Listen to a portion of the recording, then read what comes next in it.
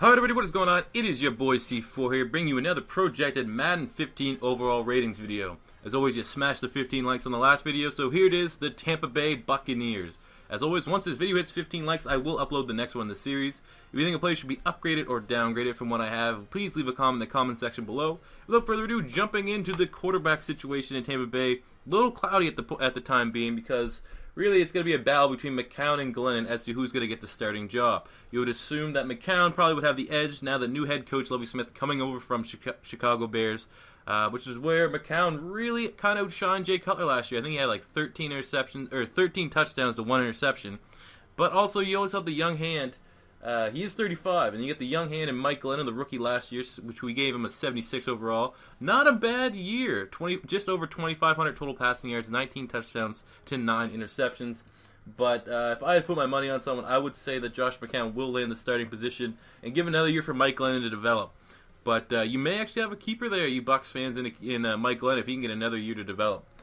At the running back position, Doug Martin, we gave him an 89. Obviously, only get this play in 6 games last year before he got out for the season with an injury. I'm not sure exactly what that was, but he still had 522 total yards and 1 touchdown in 6 games, which is not too bad at all. And I assume when fully healthy, he is a 1,000-yard, easy running back. So that's why we still gave him the 89. Let's see.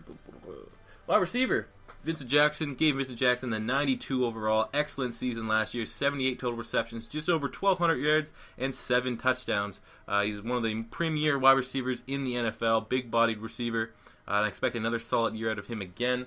Also, you got the rookie, Mike Evans, to pair with him. We gave Mike Evans the 80 overall.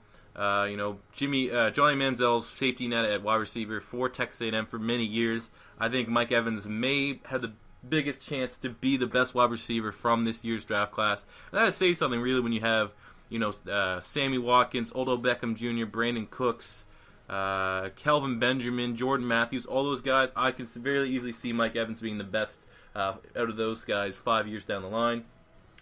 Tight end position, Tim Wright came out of nowhere last year as a rookie tight end.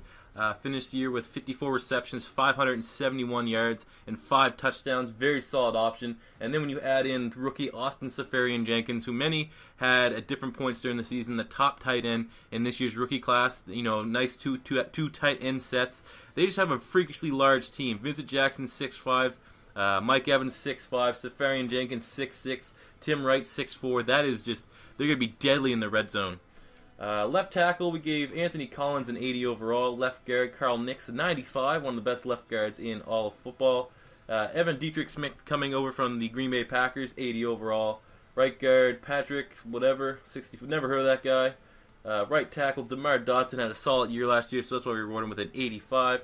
Now on the defensive side of the ball, you get a draft bust here in Daquan Boyers. He was an excellent player at Clemson. A lot of people had high hopes for him, but poor attitude, not a great work ethic, has really hindered his development. But again, he still has the potential to finally kick things into gear, get his shit sorted out, and be an impact player. We still gave him a 70. Michael Johnson, a big free agent signing coming over from the Cincinnati Bengals. I believe he had 8 or 9 total sacks last year. They're going to be accepting something big out of him. And Adrian Claiborne still is no pushover. I wouldn't be surprised if you have Johnson on one side and Claiborne on the other. Claiborne had 6 sacks last year and just over 60 total tackles. That's just why we gave him the 76. Defensive tackle, they have one of the best defensive tackles in football in Gerald McCoy. 9 total sacks last year and 50 tackles. An absolute beast, very disruptive on the defensive line. 95, very warranted. I'd say there's hard to find many better defensive tackles in football. Left side linebacker, Jonathan Casillas. I like him, very solid player. Last year he had, I think he just had 30 tackles, was more of a rotational type guy, but definitely a good role player, 75 overall. Mason Foster, 75 overall. Had a good year last year, 2 sacks, 3 interceptions, and almost 100 total tackles. Very underrated. 75, very just. Right outside linebacker, Lavonte David. This guy is an absolute beast.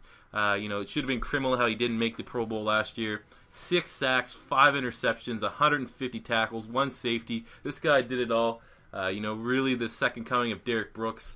I actually probably could. You could debatably say he was the best outside linebacker last year. He does play a little bit in the middle as well. A Swiss Army knife of a player. Excellent player. Arguably, probably was their best player last season. At corner, it's going to be tough losing Darrell Revis, but they did bring in Alterraun Verner, who probably was the best corner available in free agency. I think he had 6-7 interceptions last year. Great playmaker, giving him a 90 overall. And they got Mike Jenkins from the Oakland Raiders. A nice solid depth there. Plus, you still got Jonathan Banks, who I don't know if they took him in the first round or second round last year, but they still have high hopes for him.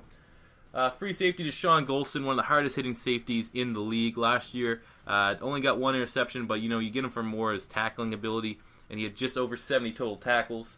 And strong safety Mark Barron, again, they have a very hard hitting secondary. Would not be surprised if the Bucs are this year's sleeper team, especially with how much the Carolina Panthers have really regressed this offseason, in my opinion. Connor Barth, solid kicker, 85, and Michael Conan, 85 for a punter. But there you have it. Those are your Tampa Bay Buccaneers projected Madden 15 overall rankings. As always, get this video to 15 likes, subscribe to Beast Mode TV, and until next time, guys, it is your boy C4 saying peace out.